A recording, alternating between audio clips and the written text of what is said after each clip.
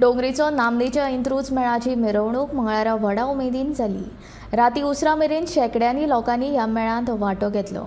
मंगळारा सांजे डोंगरीच्या 5 मंडळाच्या पंगडान ढोल ताशांच्या गजरांत ग्रामदेवतेच्या नांव घोशाण डोंगरी वाठारांतल्यान मिरवणूक काडली। जगदंबा, सष्टी शांतादुर्गा, वैद्यादेव, शांतादुर्गा तारी मंडळ, डोमे मंडळ, लालकी उत्सव मंडळांनी मेळांत वांटो घेतिल्लो। बुधवारा डोंगरी थाल्ले वाठार हांगाच्या देवाच्या पेडार आनी देवाच्या सत्र्यांचेर गुलाल घालतले।